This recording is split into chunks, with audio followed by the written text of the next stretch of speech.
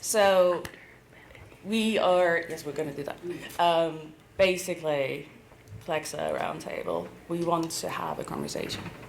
A lot of the other panels are about, just 4 people talking to you guys, but we actually want to see if you have any feedback. And we want to talk about Lexa and Clexa in present tense, please, because as far as I'm concerned, they're still very impactful and meaningful for all of us, and that's what we want to talk about.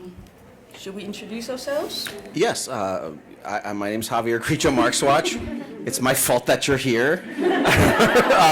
Sorry.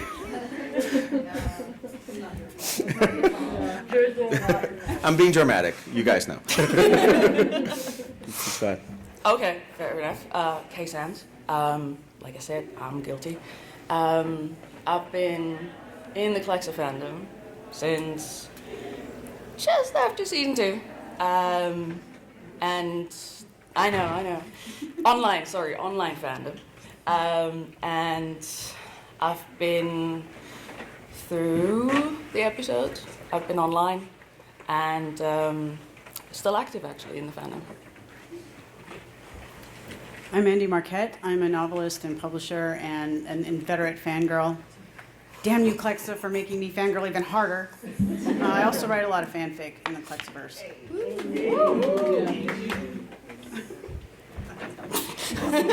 There was that one, right? That really long one. Hello there. My name is Spencer.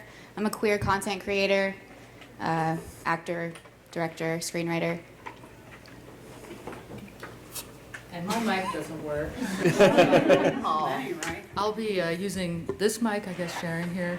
And my name's Elizabeth Bridges. I'm a professor in comparative literature and humanities at Rhodes College in Memphis, Tennessee. I also have a background of training in film and media. Okay. Is this better? Better. Okay, thank you. So I have a background in film and media studies in addition to literature, and with regard to the Clexa fandom, I was a member of the fandom, and then when 307 occurred, I wrote a blog post that inspired Mo Ryan to write her variety story about the 100 mess, which then kicked off a bunch of press you might have seen or heard of. And so I didn't mean for that to happen, but it happened, and here I am. And I've also written about the genealogy of queer baiting academically.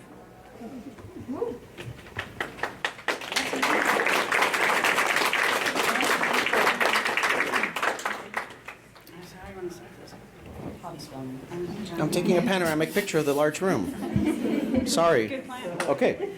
Good plan. So we've had a conversation started beforehand, and someone. Yeah. Sorry. Yeah. Hello. Okay. Someone, not to be named, you might know her, actually told me that she calls you the original Clexa fanboy. And that's somebody who shall not be named. Okay. No. Look. And I was intrigued, and I was wondering if you would like to try this. Yeah, no, look, I talked a little bit about this when we did the Lex's Legacy panel yesterday, and, look, The 100 was a show that I joined in its 3rd season. Bruce Miller had my job. You may know him from The Handmaid's Tale. He's a lovely, lovely man, and a wonderful writer. And I came in to do the job of the number 2 in The 100, so I literally watched the first season as a binge, and most of the second season, the last of the second season I watched on air, the same way that any of the fans might have. And one of the things that I found so impressive about Lexa as a character was just her strength and her competence. Did all of you go to the Lex's Legacy panel? Because I don't want to repeat the same stories, but okay, some of you are shaking your heads, so I'll say this, okay? So as a writer, I don't know, if any of you know any of my other work, but as a writer, I'm generally like the kid in The Princess Bride, who says, is this a kissing book? Like, I don't really care to write sort of romance, and it's for a lot of reasons, and you're not my shrink, so you don't have to hear them. To me, what's sexy and what's interesting when 2 characters come together is whether they are able to work together and whether they have competence. A friend of mine named John Rogers, who created Leverage, calls it competence porn. Whenever the leverage people are doing their leverage thing and they're leveraging and that. And one of the things that watching the second season, again, in the same way that most of you watched it, which is one episode at a time, was that when I got to the point where, Clark and Lexa were together, where they were having Lexa's introduced, they get to meet, they have their summit meeting, all of this stuff, they have to make all sorts of difficult decisions together. For me, that particular entanglement was based on shared experience, shared competence, and shared hardship. And it was extraordinarily poignant to me because I feel like that's a very real way that people come together. So there's a couple of things. One of them is that I liked Lexa as a character. Somebody in the immediate aftermath of 307 asked, who's your favorite character in the 100? And I wrote Lexa, and it was like, oh, so sad, But I really did like her for that reason. And also, one of the things that we fought for in the third season of the show and that we were able to get the character to do was we wanted her to be somebody who was very much unlike what we had portrayed the Grounders as being. We wanted her to be somebody who was making that turn from being part of a warlike, atavistic culture to being somebody who was evolving into a forgiving warrior for peace. And that was very poignant to me. So really, Lexa, was always my favorite character in the show. It was certainly a pleasure to write her. And a lot of what happened with Lexa sort of, a lot of the scenes with her, not only in 307, but just in general, sort of, I said this yesterday, so again, I apologize if any of you were there. I'll get to the new shit soon enough. But here, have some beer. But a lot of what Lexa was about reminded me of one of my favorite movies, which is John Boorman's Excalibur. I don't know how many of you have seen Excalibur? Well, are you in for a treat? It's a great movie. Triggering as fuck. It was made in the 1980s, but it's a movie that's really about the price of being king and about the price of that leadership. And I saw in Lexa an opportunity to tell that story and to help tell that story, because I didn't create the character, in a form that was exclusively and exquisitely female. And I found that very touching, and it was something that look, when I was told that I would write the episode where Lexa died, I was honored. And I obviously didn't know or think it was going to end up the way that it did, nor that it would, even the execution of it, be what we wound up with or what you wound up with as fans. For me, starting the show, when we began to talk about whether or not Lexa should die because Alicia had gotten a job on Fear the Walking Dead, our conversation was about, this is a bloody show that wants to play in the same league as Game of Thrones. And warrior queens don't tend to retire peacefully. That's just not a warrior queen thing, So when you talk about the Clexa incident and everything that happened post that episode, what you have to understand is that pre that episode, there was a number of just sort of wrong steps that we kept taking. It wasn't just one bad decision. Many of us were every bit as disappointed by the way that things turned out because we had bigger ideas in mind. So. But the long and short of it is I love Lexa. I thought Lexa was a wonderful character, and I was honored to write her, and every time that I got to work on stories that had to do with her, it was really fun, Can I pick it up from there? Please. They've heard enough of me. Kaye and I were talking earlier today, and I'm old school. I'm an old school fangirl back in the day. And, during my teens, I was comics all the way, and, TV was limited, friends. It was like, yeah, Wonder Woman's on, oh my God, Linda Carter, and the Bionic Woman. And so then I went to graduate school, got away from fandoms, and did my own thing for a while, and started kind of watching TV again later. And I'll tell you, the Lexa character, I started watching The 100, and the Lexa character was like an immediate, holy shit, you guys. It was like that kind of reaction and it wasn't, obviously at first, when she was first introduced, we didn't know that she was queer, right? What drew me to her first was that here's a young woman with a lot of strength and a lot of power and a lot of responsibility, and she's a leader of these people. That was what really drew me in, speaking to the Excalibur aspect. That, to me, is sexy, is power like that she right. understood the responsibility, and she was dealing with it in the way that she thought was best, but also she's a visionary. So she had different ways of dealing with it. And so here comes Clark, who is also a leader. So we have two very strong women who are in leadership positions, and there's this kind of intrigue, political thing going on between them, and they're working together, trying to work together, and developing each other, trust across this power bridge. That to me was what was so appealing. And then, you know, the queer stuff was just, woohoo, icing on the cake, you know, like, so that, but the initial aspect for me that just really hit my little fangirl heart was the warrior queen aspect. And honestly, Clark's warrior side too. She has one, it's just not expressed the same way. So 2 strong women coming together and doing awesome badass shit. That was what started it for me. So that was how I got sucked into the fandom. Please. Do y'all mind if I step in here? Yes, please. Yeah, Please just do. kind of It's picking a up off discussion. of that. I know in my own case, like I had been in fandoms before. I had been a Star Wars fan from almost the beginning, and then somewhat in the Buffy fandom, but I had never shipped characters before. Did not know what that was like. Had heard of it, but it had never hit me. And I had watched the first season of The 100 on Netflix, and then was watching the second season episode to episode. And honestly, for me, it didn't really hit me until the episode where they kiss. And I stood up in my living room and shouted and was so excited about that. And, you know, growing up, I think we grew up around the same time. And Yeah, I think so. and so I have all those cultural touchstones you mentioned. We have all of the same people who influenced us in our puberty. Yes. So it's kind of weird. Because you brought up Linda Carter, and I'm like, yeah. Yeah. Right? Had the Linda Carter lunchbox.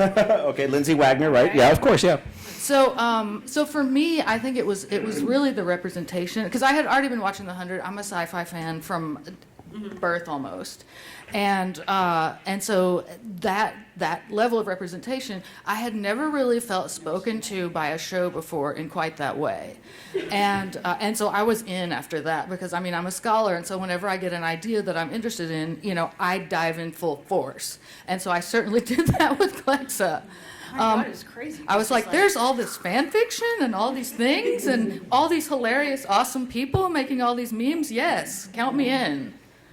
And so it was just kind of an incredible experience. And I mean, I've gotten to know so many amazing people that I wouldn't have gotten to know otherwise, including all the people here and many of you. And so, yeah, it's. I mean, in a lot of ways, it's been a fantastic experience. And so when 307 came around, I was personally traumatized. I come from a very religious background, very homophobic, and Clexa's father figure is kind of a religious figure, and so all these things sort of happened, and that's kind of what led to the series of blog posts that I wrote. But I mean, I don't regret ever having been in this fandom.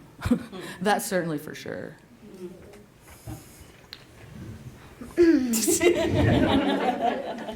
You're going double, really? Yeah. Wow. Powerful words. Confidence. Here we go. So when I first discovered The 100, it was on Netflix, and I was 2 seasons behind. I didn't have a Twitter. I didn't really social media that much, besides maybe Facebook.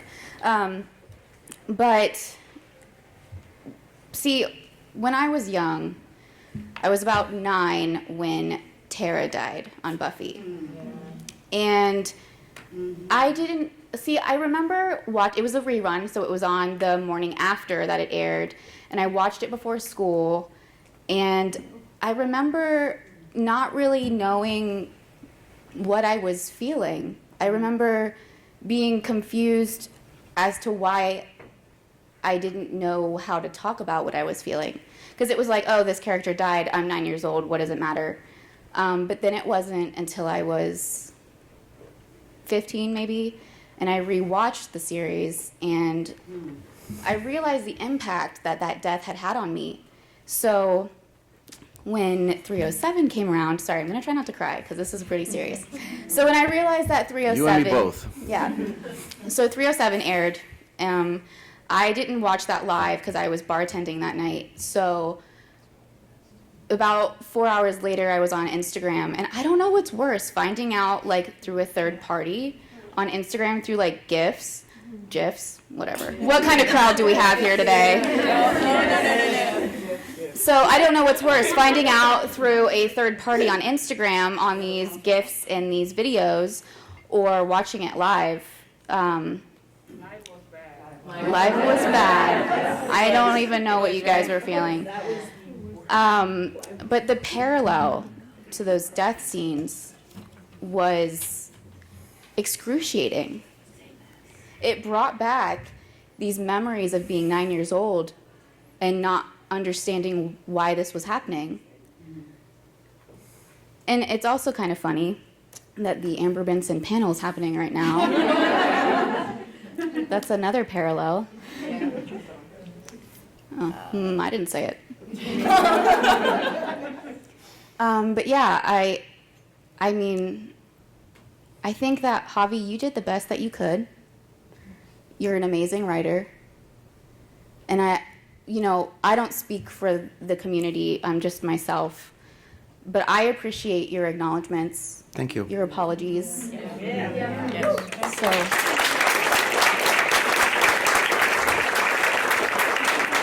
I know that Elizabeth has heard me say this before, and some of you who might have spoken to me privately have, so I just want to kind of get it out there that, it's incredible to receive the level of validation that I have from many of the fans of the show. Many are still angry. The angry ones tend to not express it as much anymore, so a lot of it is sort of people being very salutatory about what I did, but I have to tell you, one of the things that I find most upsetting about this entire situation, and it is not this convention, or it is not the $130,000 that were raised for the Trevor Project. I'm thrilled that a mistake that I was a party to led to what's happening here. But it's more the idea that, and there's reasons why, there are reasons why a lot of other people couldn't or didn't respond, and I can neither defend nor provide an explanation for them. But I feel that I made a real effort to be an active listener, because you get to a point where, as a creator, if you are directly involved with your fandom, you're in a relationship with your fandom, and a couple of things happened when the Clexa clusterfuck took place, and one of them was, that person might be sitting here. I don't know who it was. I was talking to somebody that I assume was a young woman on Google Chats, because she wanted to talk to me privately. And one of the things she said to me was, there's an army at your door, but just try opening the gates and offering them water. And that was a big catalyst for, there were a couple of other things. At the same time that this was going on, my wife was producing a web series called Her Story, which was about the lives of queer and trans women in Los Angeles. So my home was the production office. My home was literally teeming with trans and queer women. Every day I was living in that, which, by the way, made knowing what was coming really difficult. But it was one of those things where I realized that when you have a personal relationship with somebody, apologies are cheap. People apologize all the time for all sorts of things, and I would dare anybody here to tell me that they found any celebrity apology to be sincere.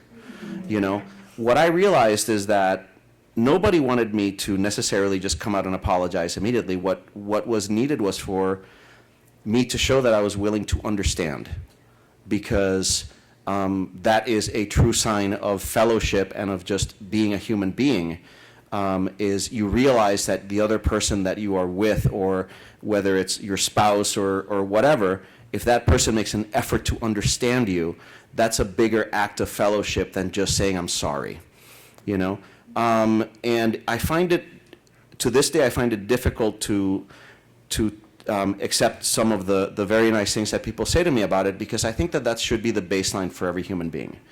I think that should be the baseline for every mammal, to be honest with you. And I know that other people did not do the same thing, and I know they have their reasons, and I can't either condemn because I was close to this entire thing, but I think that ultimately my wish for you as a community is that there will be a time when nothing that I did seems exceptional, because it should be what we're all doing with each other at all times.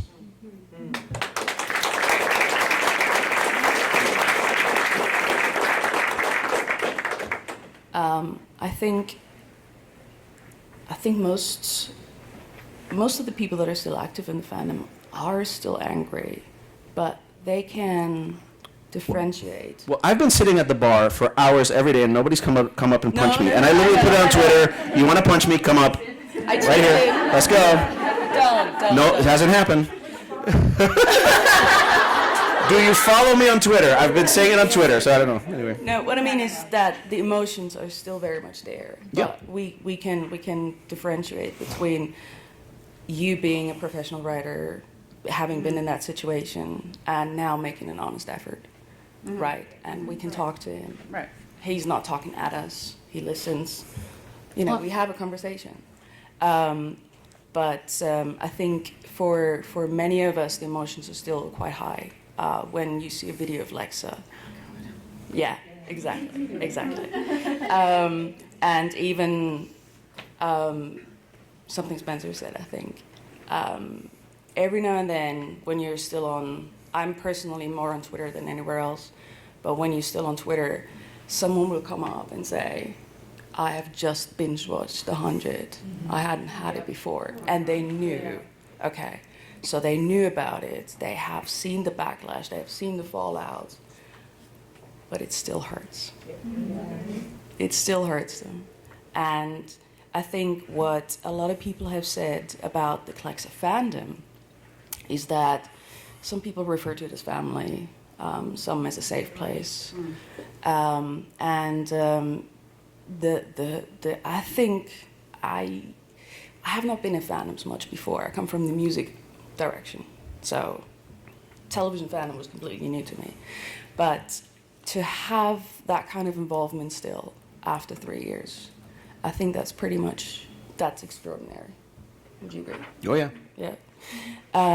And one of the things we wanted to highlight as well were all the things that the fandom is still doing with each other, for each other. We still have artists creating beautiful fan art. We still have, and this is where we should have, hang on, I think I have it on the phone. Stop Elizabeth, it. can I, No. while you look, okay, go ahead. I Stop wanted, it. because I wanted to ask a question actually of the Go for it, panel, go but for I it, don't go want for to. As an academic, and how has this event, like we know because we're in the fandom and we're in the bubble of the fandom that it was a very sort of massive event for us, but has it rippled out into your world in terms of people studying it, in terms of people quantifying it? What, I mean, is beyond the world of fandom, do you see an effect that this movement has had?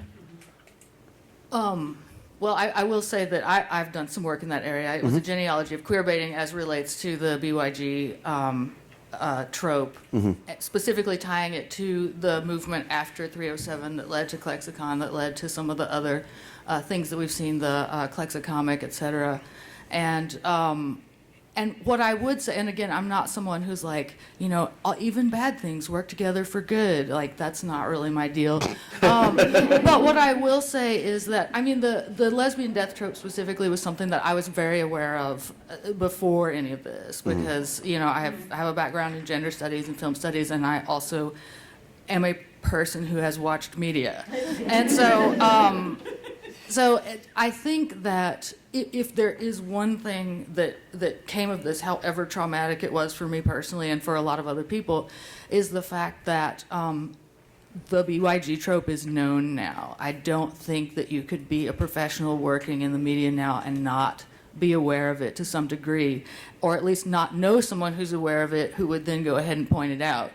And I will say that has been extremely valuable. Because, I mean, we were getting press from the New York Times and from not only Variety, but also a number of other news outlets, BBC. It got the picture of Lexa actually got retweeted by UN Women at one point. I think some of you remember that. UN Women, Washington Post. Yeah, and the Washington Post. And so, I mean, this information was out there, and I think that is something important that I don't know if it would have happened if it hadn't been the perfect storm of this fandom being so passionate and the reaction, the backlash being so incredibly strong. Because it wasn't just me, it was, hundreds of other people tweeting and on Tumblr and, Mo for picking up the story in the first place. Yeah. But I think that story and variety was really kind of an important breaking point in terms of, Well, what happened after. I wrote an essay, and I don't know if you guys are ever going to see it because of certain contractual stipulations that I have with Warner Brothers. But one of the things that I did was look at when the different pieces of coverage started coming on. One of the things that was most impressive about the clusterfuck was that very quickly, and partially because of some of the work that you were doing, mainstream outlets picked up on this, and it became, like within a week, we were talking about The Guardian, we're talking about, BBC, we're talking about Variety, obviously, we're talking about Medium, like, the mainstream press really glommed onto it. And it's one of the things that I think trouble me about the response to this on the corporate level is that you would think that those things would hit a little bit harder, but they have a much older vision of kind of how to handle PR. But yeah, it's like, it really felt like the straw that broke the camel's back because of how quickly it went from blogs, and fandom to like Forbes. I mean, 2 months later, Forbes wrote about this. I was interviewed by Forbes, and I'm like, you're not exactly a bastion of anti-establishment thought, So, like, what are you doing writing about Clexa, So, I mean, so it feels like this thing got a global reach very early. Yeah. I just wanted to jump in here, and because we're from kind of the same generation, that, when I was growing up with the BYG trope, it was just like, we just kind of expected this shit to happen. And our attitude at the time was, okay, they're going to kill the gay, so I'm just going to, fuck you, I'm just going to go and write fanfic about it, and that person will then live on in my imagination, and it's going to be awesome, and y'all suck for doing that. So... and it wasn't just Lexa that week. I mean, holy fuck, there were like 6 characters. Person of Interest was that week too, wasn't right. it? Right, and Walking Dead, lost one. Walking Dead, Vampire Diaries. Right? It was every 6 days. It was like fucking insane, and people were just like, all right, Lexa was a touchstone, but there was also a really passionate fandom behind that. And we didn't have the tools back in the day to jump online and go, fuck you, Javier, or whatever. We didn't have those tools. I mean, so nobody gave a shit about us. What are we going to do? Hello, can I talk to the writer, please? It's just not going to happen, y'all. So we, the communities that we had word of mouth, that was how we dealt with our grief when we got attached to a character. Our rage and angst. Yes, exactly. And we wrote it out, all the fanfic that started up and was passed around because we didn't have the web. And it was really hard to get those stories out, but we were like, man, we're going to show you, they're going to live happily ever after. The social media, when Xena Right. died, that there was the internet, but there wasn't like Twitter. Right, exactly. And So, everybody's crying by themselves and right. So the point, it was like the perfect storm. Yeah. You've got the platform to make yourselves heard, and the organizing skills and potential, and all y'all are awesome. The young people today, how you guys bam, bam, bam organize that shit. Holy fuck! I'm all like LEXA. Y'all are like, fuck you. I think we're having a rally. Come on, bitch. And this is something that I've pointed out and others have pointed out before, but I think that we should also give some credit to BLM for being a model for that kind of organizing, because I think that they're really the vanguard of organizing online, getting people together, making things happen in such a quick and important way. And so I feel like these kind of movements that we see spring up, I think we're all indebted to BLM for a lot of reasons, but that's one of them. Absolutely. And I think for me, it was personally traumatizing for me, Yes. but also at the same time, because it just kind of brought back that whole ream of things that have happened. Yeah. But I think for me, the worst part, it was so disillusioning because we have, those of us in the generation that some of us here on the panel are, spent a lot of time, AKA old. Old. Spent older. As Bjork would say, old. Old. Old. But we spent a lot of time, coming out when it was really hard to do that, and, protesting and being involved in activism so that younger people wouldn't have to experience these things. And I think that was one of the hardest parts for me. was that I saw all these young people breaking down and just being like, shit, it's still happening. And that was really difficult. And the fact that it was just, I mean, what was it like 28 characters in total in like just that spring? It was some ridiculous number. I don't have the statistics in my head anymore, but it was a excessively large number of characters in a really short amount of time. Lesbian characters. Yes, Yeah. lesbian and bisexual women in relationships with Being women. murdered, like, Often after achieving some kind of romantic accomplishment of getting together or reconciling or whatever the case may be. And so that just, I mean, it was just, in the real sense of the word, it was incredibly triggering.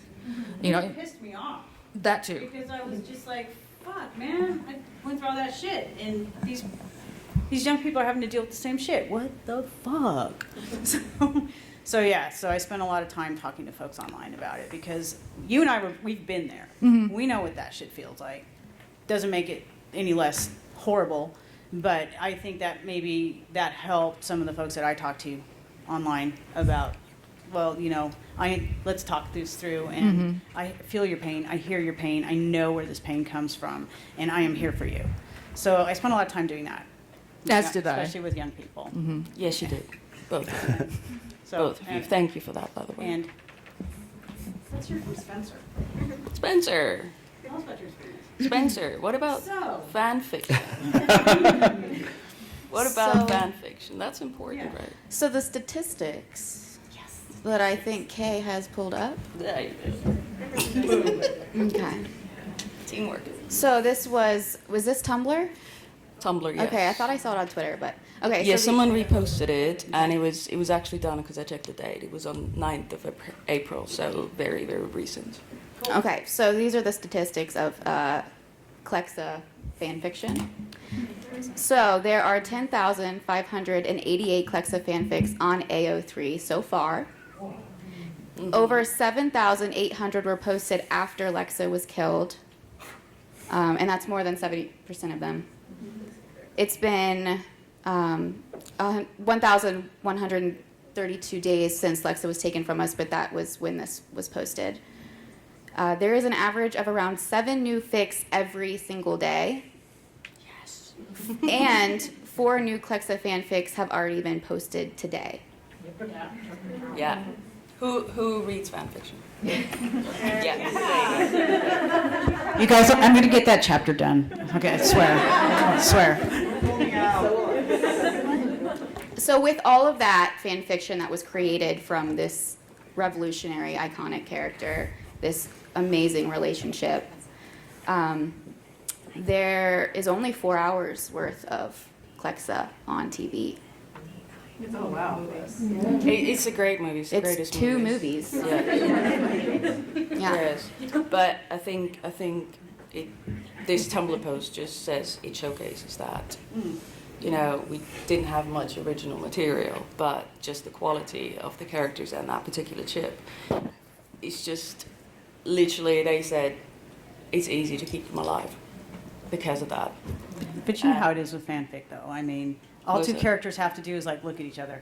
Oh, come on, they're that's all? little. Because I wrote a fanfic and it's lengthy and it's Some of them are. it's not a Lexa fanfic. What is it? It's a Downton Abbey Indiana Jones crossover fanfic, of course. In which I would read the shit out of that. in which Lady Edith, it's on Tumblr. You can do this. Is not hard to find. Can you put it on AO3? It's already on Tumblr.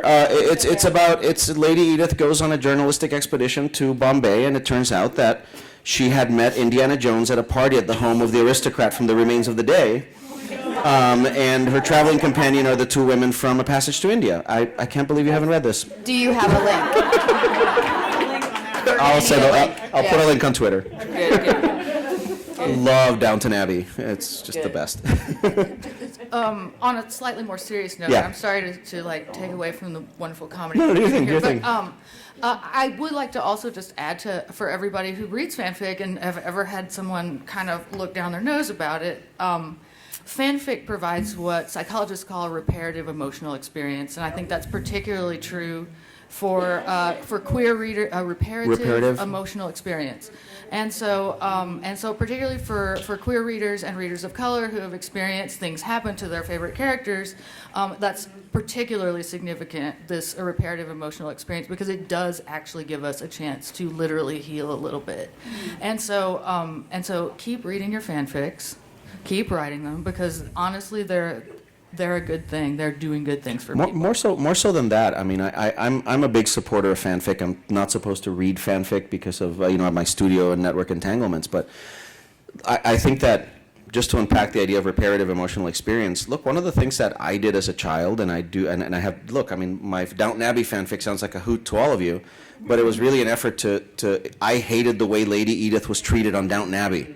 She's like the only smart one of the daughters. She's the only competent one of the daughters, and the whole show is about how much everybody wants Lady Mary's pale ass. It's fucking annoying, So I wrote it because I wanted to have what you have just. I think it's a great term, a repertory emotional experience. You get to rewrite. Reparative. What did I say? Repertory. Well, No, wow, this is powerful stuff. No, but I think one of the things that you have now that didn't exist during our time as geeks is the democratization of technology allows you to get your version of what you want to people who want to see it. You actually have the power to rewrite the show. It may not be seen by as many people as see the show, but you have the power to do that. And I think that between fanfic and also fan films and things like that, there's a beautiful, vibrant culture of people who say, well, what if? And I think that that's beautiful because it's part of you taking sort of authorship and also taking power that we don't always have the wisdom to as evidenced by 307, we don't always have the wisdom to do what is right by a character. So the idea that you can go on the internet and rewrite this history and have an audience for it is nothing short of revolutionary as far as I'm concerned. And it doesn't stop there. Javi, have you heard about ClexaCon? No, there's a Clexa comic? Yeah. Back here. There you go. There you go. Do you want to Okay. pass it around? Bring it around. I can actually read that. I don't work on the 100 anymore. The ClexaCon is based on a fan fiction that was originally posted on AO3, Lightning Strikes Once. Thank you. There you go. Oh, wow. Please keep going. I Yeah. want to stop the panel while I'm reading. I mean, come on. These people are here to be entertained. Read it No, to I us. want to see your reaction.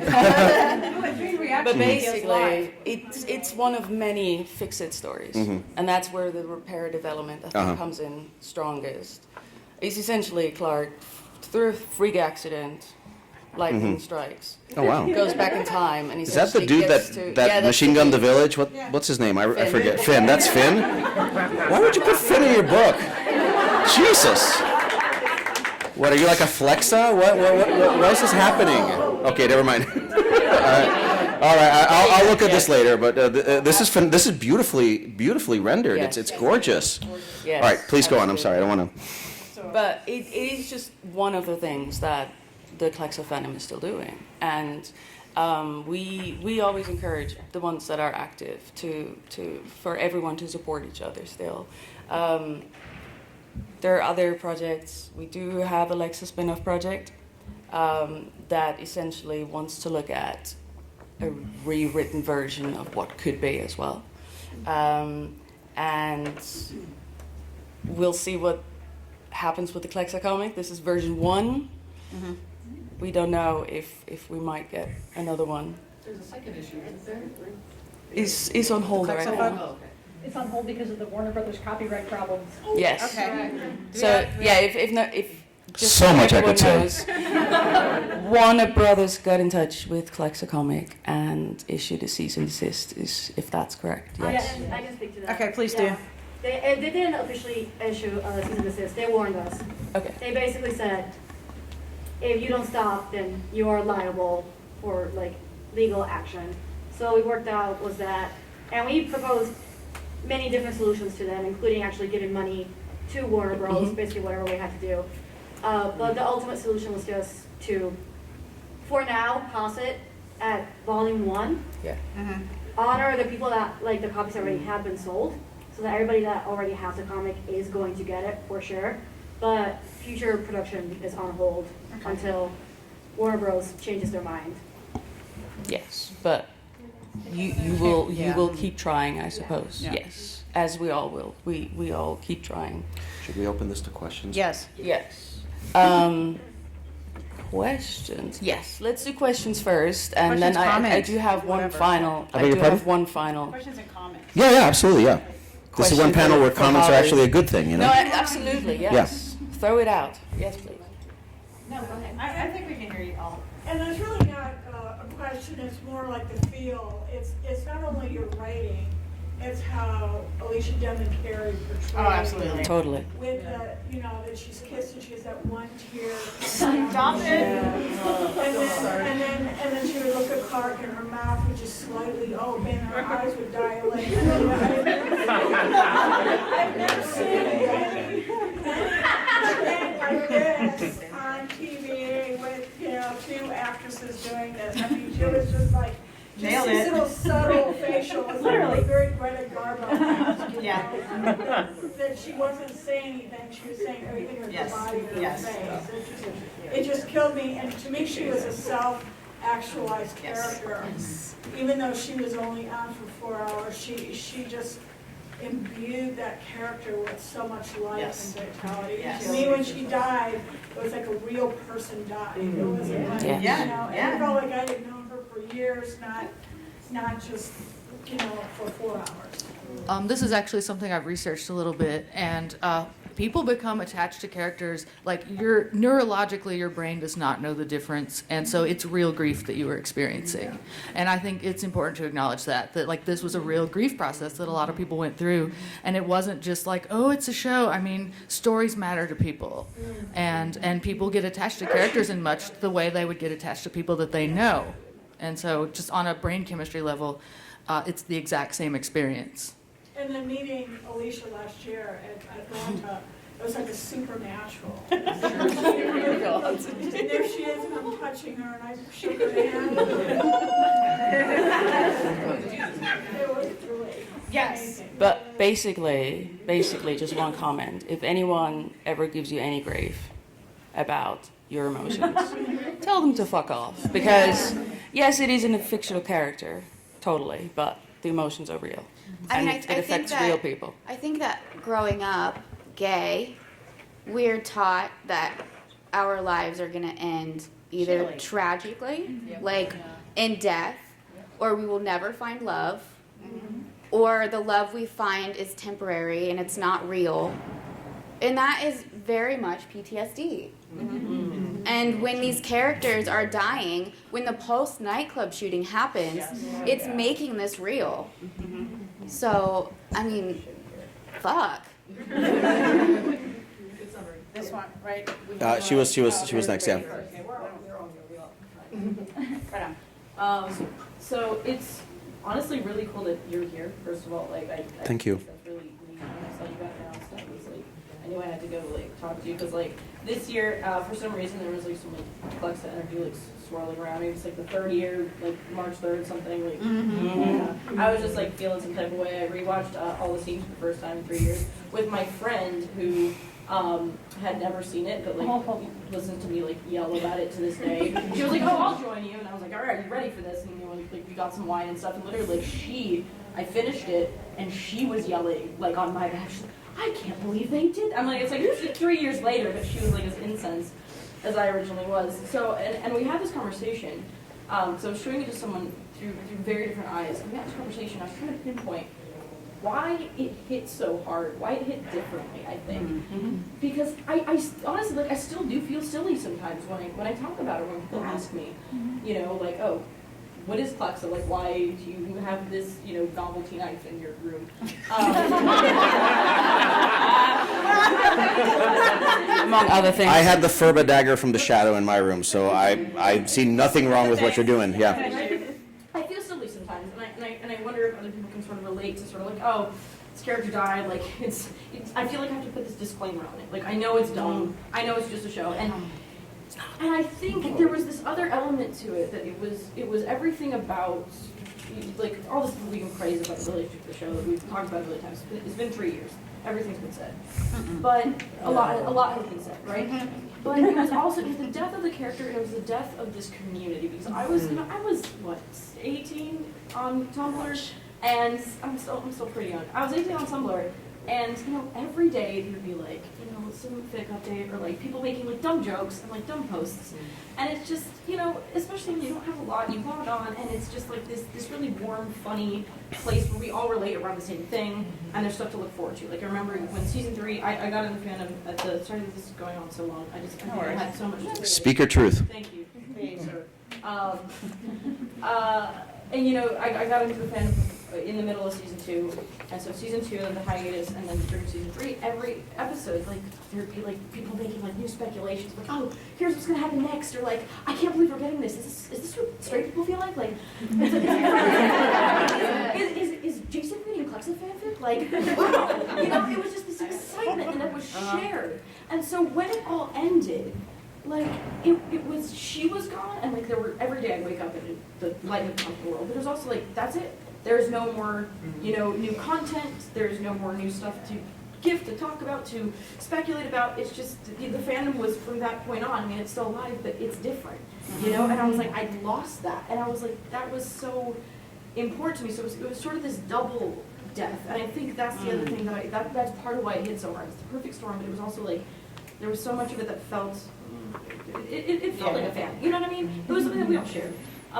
So I often want to remind myself, and I think remind everyone else of that too, I think, because it's very easy to slip into like, this is dumb, like why are we complaining about a TV show? And I think there's so much more to it. Yeah. Just FYI, when I was 7 years old, my parents took me to a movie theater and I saw Star Wars. And I lived and breathed Star Wars the rest of my life. I went to USC Film School because that's where George Lucas went. Literally Star Wars charted the course of my entire life. So when you say that people look at your fandom for this thing and think it's dumb or whatever, I think that you cannot buy into that. And look, there are many examples, some of them in this convention, of fandom going a little too far perhaps, or people maybe having the wrong kind of advocacy for it or what have you. But like the idea, I mean, look, stories are how we learn to live and how we learn to talk to one another. What are our religions based on but stories? Stories. It's absolutely that. I mean, Jesus Christ is the hero's journey, and honestly, like, it pains me to hear that you've been made to feel less than for having in any way, but for having the love of this character, because honestly, this is how you learn to live. This is how all of us look at our lives and go, oh, this is just like this or that story or whatever. And I think that's why people who tell stories have a huge responsibility. So anyway, I was touched by what you said. Thank you for coming, and thank you for engaging in this discussion. Honestly, like, we drove this really good too. Thank you. Your question, you've been waiting a while. Okay. So, the thing about like Lexa and Clexa is, fun story. I have a really shitty memory. Like my memory is really bad, but I can remember exactly where I was when I watched Lexa. Yeah. Yes. So like, me and all my roommates, didn't have cable, so we all huddled around one laptop, streamed it, connected it to the TV, and watched it together every week. And it was funny because I made a post on Tumblr the exact same day she died, and it was like with Raven. It was like when Raven first landed, she's like, and I was like, this is how we start off every Thursday, and then she's crying over Finn. It's like, this is how we end every Thursday. Did not know like someone's gonna die that night. So basically, we were watching it. We were like, oh my God, they're gonna have sex. Oh my God, they're having sex. And we were all just so fucking elated. And then I believe the exact same time, the time was 73 seconds. Yes, Lexa was dead. And we were just all in a state of shock. Like, to the point where we were in the living room, didn't talk to each other, and went into our rooms individually and just ended the night like that. And it's crazy that one character can have such an impact on you, but to me, Lexa was that character. Like, with representation on TV, especially queer representation on TV, you don't see a character like Lexa. Like, you just don't. And you get this powerful leader who happens to be queer, who happens to be in love, but is still, like, her main focus is keeping her people together, not her sexuality. Like, you don't see that. And then she just ended up being a trope. I feel like one of the bigger reasons for me that it was so impactful, her death, was because I related to her as a character. I'm sure all of you do for some reason. But as someone who suffers from mental illness, I saw myself in her because she was so stoic and taught that love is weakness, yet she was so full of love. And, you know, it was important to me to see her, to see me represented on screen like that, because growing up, I didn't think that I was going to find love. I mean, I didn't even really, okay, let me reword this. I knew I was gay at a very young age, but I didn't have a word for it. I just felt off. And I suffered from mental illness from a very young age as well. So, I mean, seeing Lexa struggle internally on screen and then seeing her die was like seeing myself die. And I mean, to know that other people are feeling that too brings such a sense of solidarity for this fandom, so much compassion and empathy within us. I'm so grateful for you guys. Same.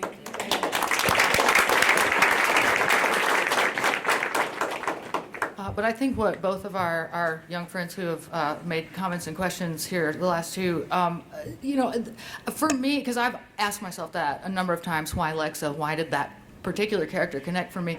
And for me, part of it was the fact that it's the lead character in a show geared towards young people in the genre that is my home, and they're getting the main ship treatment, which I had never ever seen. And I'm told that maybe Glee did that, although that okay, all right. I didn't see the last 2 seasons of Glee, so I can't comment on that. But it sounds like that's a super debatable point. Okay. And so for me, you know, this was the first time in my entire 40 years at the time that I had ever seen the main ship treatment be people that I could fully relate to without having to translate that experience. Can I make a suggestion, a comment about that? Sure. I'm sorry to interrupt you. No, I don't want to that's finish.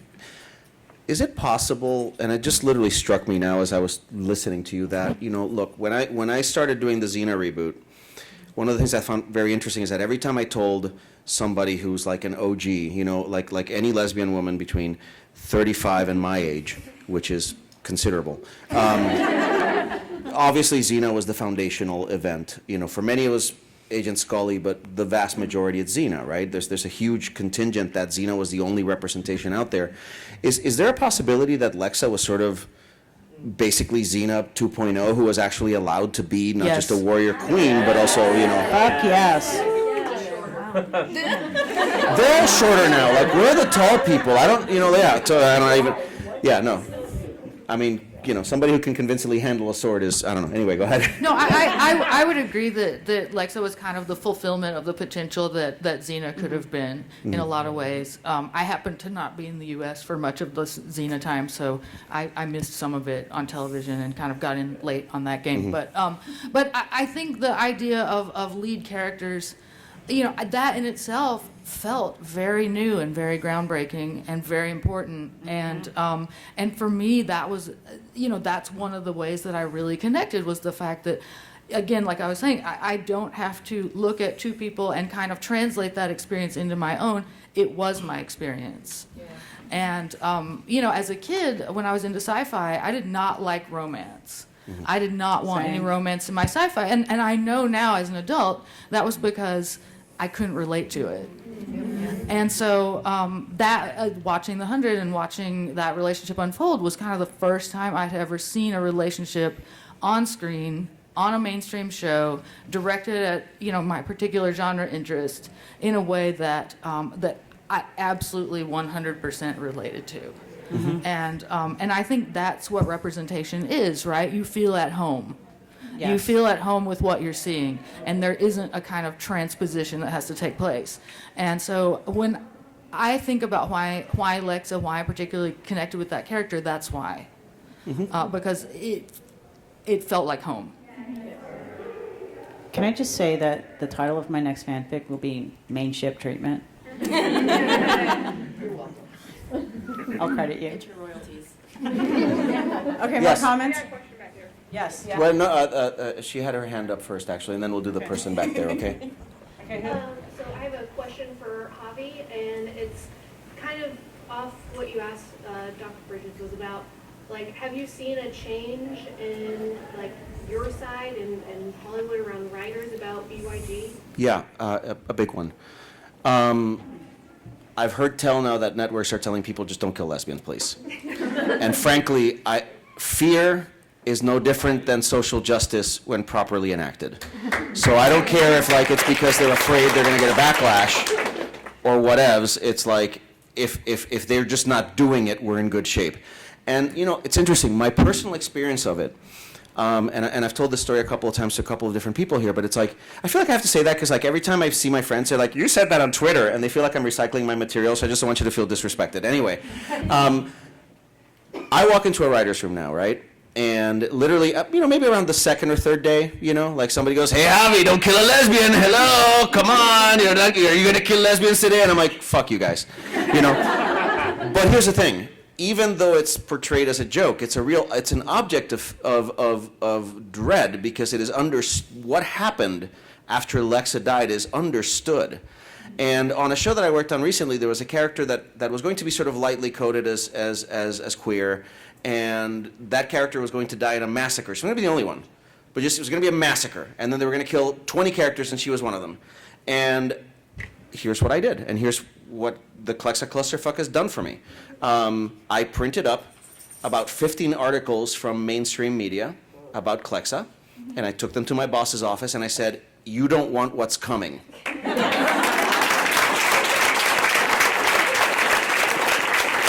And, you know, and I also said, and if you want to do this, I'm going to politely defer from writing the script. You know, somebody, and I'm at a point in my career now where I can make that demand, you know?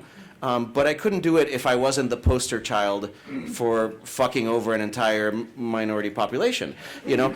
So for me, one of the things you start seeing, and by the way, like I said, fear is no different from social justice. It's like, if people are afraid to kill lesbian characters because they're worried they're going to get what the 100 got, that's a great start. Because at least it's a conversation. At least they're saying, oh, we can't kill lesbians now? Why not? Oh, really? Okay, well, sure, why not? I guess we'll kill somebody else, you know?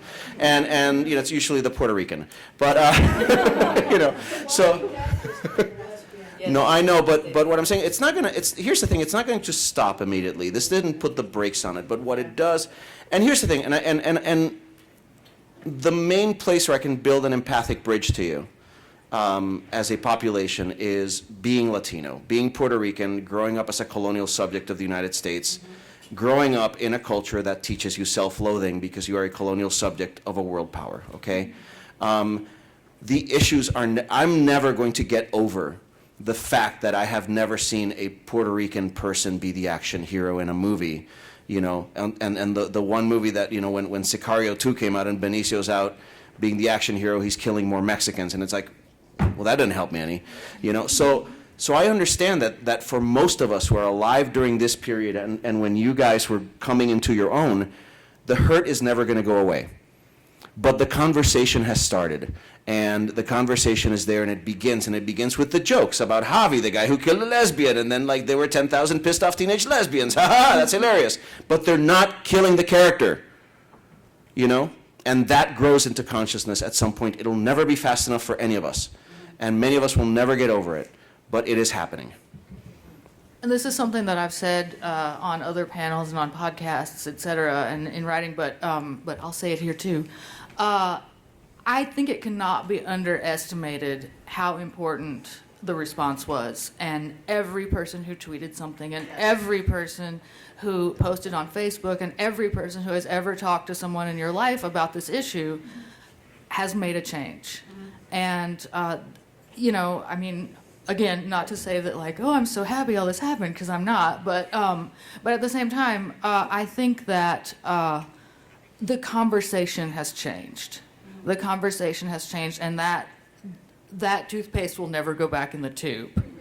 It can't. And so I think that's something that we really can take away from this, and that's something that everybody in this room, as fans, should be really proud of. because we all made a huge difference. And we all changed the conversation around this topic, and we can all keep doing that as we go along. And then as, folks grow into becoming media makers themselves, they're going to know this, and they're going to have witnessed this and have experienced this, and it's not going to keep happening again eventually. It's not, like Javi says, it's not fast enough for any of us, but it's on its way. I'm really glad that, I agree that fear is the same as social justice. Oh, yeah. At least, if nothing else, it's a cautionary tale, and maybe, the fear of, lesbian and bisexual women being, killed on TV is lessening. I think also, I hope, without making demands of writers and the stories that they want to tell, that it's not just the lowest common denominator of okay, they don't die. There's something so necessary about seeing them be happy, because so often happiness is something that feels denied or impossible or difficult. Again, I'm not saying write your stories, let there be drama and pain, because that's life and that's how you write good stories and good catharsis. I know, but when I see when you see, especially, I'm not trying to make shows of fanfic. Not dead is a low bar. I even feel like Don't apologize for what you have to say. Please tell us.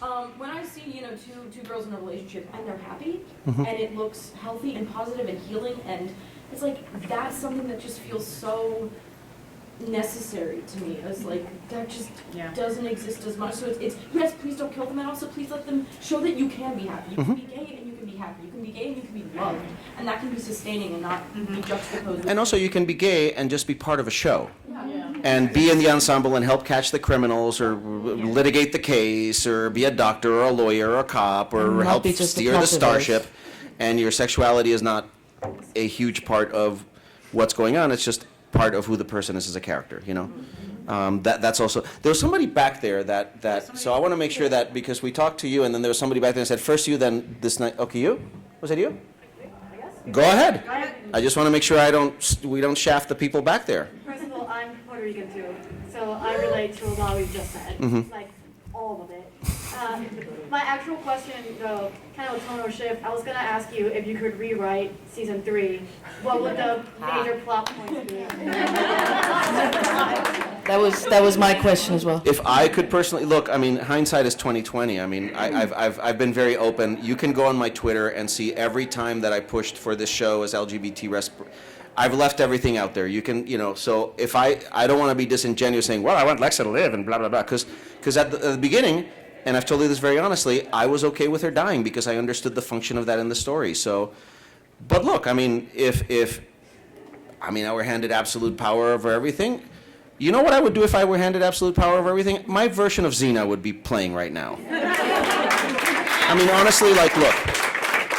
And there's a whole story behind that I really can't tell for any number of reasons, and that I have to be very circumspect about. But I've been asked a bunch of times, when did you realize you were going to have to make amends for Lexa? Okay? Now, if you do a little Google searching and you look for when the announcement was made that I was going to be writing the Xena reboot, roll that back 4 months and you'll know exactly when I knew. Because I fought to get Xena because I knew that this was going to be something for which reparations would be necessary. And I sold Xena as a love story between two women. And contrary to popular belief, that was not the deal breaker in any way, So which was really, satisfying. I was, and because a lot of the brass in the studio and the network that I sold it to were gay women and men, and they were fine with it. So, my biggest regret about that period of my life, and the thing that I would rewrite, is that there is a show out there that could have existed that was about a genuine sort of, a genuine relationship between two women, one of whom was destined to become a warrior queen. And ultimately, the 100 belongs to the people who created and write the 100, and I have a little bit of ownership in that because I worked in the 3rd season of the show, but there's now 7 seasons of the 100.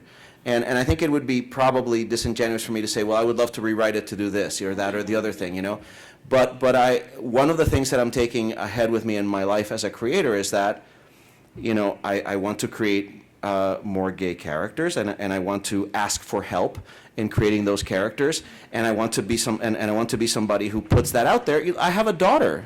She's 3 years old. I don't know if she'll be gay or not, and if she is, I want her to be proud of her dad. Because it doesn't go, it goes both ways. The idea that you want people to appreciate you doesn't just go down from us who live in If if writers didn't want validation, none of the queer baiting accusations would exist, because I don't think that happened out of malice. That happened out of being validated by an entire community for something you did and wanting more of that sweet sort of validation. And I know that it's very easy to think that we were being malicious. We were not. You guys were telling us we were great, and we loved it, and we asked for more, even though we knew what we were doing.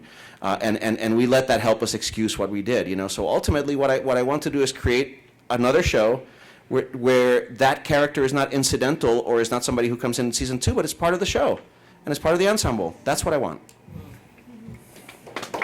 And I genuinely say this because, and that happens when all of those of you who want to be writers or people in the entertainment industry fight your way in, get through, and get in a writer's room and start speaking your truth in those writer's rooms. And that's why it's so crucial that this convention exists, that there was a Creators Lab, and that there's a lot of people here who are here because of networking, specifically because you want to tell your stories in media. You are the people who are going to teach the dinosaurs what's what, and then we're going to die, and then you're going to be in charge. But for the time being, and most of us are too proud to say this, but for the time being, if you want to see your stories, we will need your help. Because we didn't live them, and that's how this whole thing happened. Yeah, I guess completely on that note, I wanted to be a writer in any form really since I was really little, and I always felt that feeling of, but no one's gonna want that aspect of you in your stories. They're gonna change it. They're gonna put it in the gay-only section. They're not gonna ever want you there. And then now I'm starting to kind of know some people, and actually now they do want more of us there. I'm not going to say like everything's on parity and there's all this like diversity, but I am saying now finally people are saying this isn't a detriment to you, this is an asset now. And that change is maybe slow but also rapid at the same time. It's a little weird because I had spoken to someone who's been in the industry for 30, 40 years, and his first thing to me was like, I think it's great that you're a woman in sci-fi who's queer and wants to write, because that's great right now. That's a good space for you to be in, and I was just shocked, because I've never internally felt that way. It always felt like we were excluded. So I do think things are changing inside the writers area too. What are your thoughts on that, guys? Dr. E? Yay. Well, you guys. Woohoo! Okay. Please.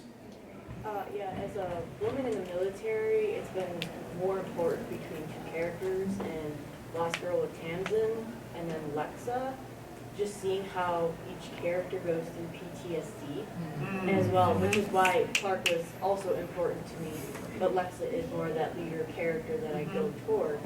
But Tamsin, she got killed off the same month and year, and that destroyed me, and I was at a low point, and if it wasn't for Tamsin's character, I would not be here today. So that's how important these characters are, and people don't realize that, especially with women going through the military and then dealing with, with the trans being kicked out. I mean, just seeing that alone, them type of leaders, we need more of them. I mean, yeah, Xena was also, I was a big fan, but like seeing Lexa itself, like being a general, if you consider, or a commander of the nation, is a big, big step. And that's what I loved about it. It's like, if I was under her command, I'd be so happy right now. But Because she knew when not to fight, and that's actually such a great thing, isn't it? at least she knew both leaders, Clark and Lexa, were a balance to each other. They understood each other, and that's what made them more powerful in the relationship, is that they were supportive. They were not negative about it. And they just helped each other through the best way they could. And I just wish we had more than female higher military generals out there. But they're still surrounded by the dinosaurs, the old school dinosaurs. The real dinosaurs. Yes, Yeah. that we have a lot of issues with. So, but yeah, I really think it's very important to add that military aspect in it too. Very cool. Thank you. Hannah? So I just wanted to thank you for what you said about fan fiction, because I'm in a master's writing class, and like they just look down on fan fiction so hard. And when Lexa, and I'm gonna cry, and I haven't cried in years, so fuck. But I haven't cried in minutes. actually, like, as weird as it is, thank God I had my therapy session the next day, because I went and I was a mess. And I had class the next day, and all of my friends knew, and they came up and they're like, we're just, because they knew I basically lost someone. But my therapist didn't understand, and that was awful. I'd also never read fan fiction until Lexa died, and then I binged it. It was weird. Like, I just, hours, like, I'm pretty sure I almost failed a class. It's not weird. For me, it was. It's not weird. And like, so, but no one understood how it helps so much. Like, cause like, and thank you so much for saying that it feels like that was real grief, because I didn't know how to explain that. Like, I knew her, and like, I lost her, but like, she was fiction, and like, I couldn't sleep for weeks. And sometimes I still can't, so just thank you, because this is the first time I've felt about it since she died, so. Come say hi after the panel. Yes, please. Please. You should. How are we doing on time? So one We're last way over. Yeah. But here's the thing, I'm just gonna go stand out there. I have to do the red carpet at like 7:30, we need to have a chat, but in the next 15 minutes, I'm just gonna stand out there. If anybody wants to punch me in the face, come over. I might block you, but you know. Yeah, so one last thing before you guys leave. If you have anything to say on Twitter about the panel, if you have any comments, complaints, just tag Clexa Roundtable so we can see it, so everyone else can see it. Because I think that we had a pretty important conversation. Should we give our Twitter handles? Yeah. Okay, I'm at E.G. Bridges. Oh God, okay. Just give us like a second so we can like follow. Yeah. Okay? At E.G. Bridges. Okay. Who's Jedi Ezio, who's been like, Yeah. there you go, Right okay. there. Thank you for your very nice Twitter coverage you've been doing of this event. Well, I'm looking at it right now, so it's good. Okay, please go on. Okay, so my Twitter, okay. It's Queer Query. Query is like queer, and all the three, or all the E's in that is a 3. So. Oh, Queer yeah, I know Query. who you are now. Oh. Hey, nice to meet you. Oh. Mine's really cryptic. Andi Marquette. And that's everywhere. Twitter, Instagram, wherever I am. Crazy. You got the second? Yeah. My handle is Katie Sands. It's KAYTISANDS. My handle are the initials OKB, and then my initials JGM. So OKBJGM at Twitter and Instagram and on Tumblr, but I'm not Tumbling anymore because I dislike what they, yeah. I can't find porn in it anymore, guys. Why be on Tumblr? Thank you.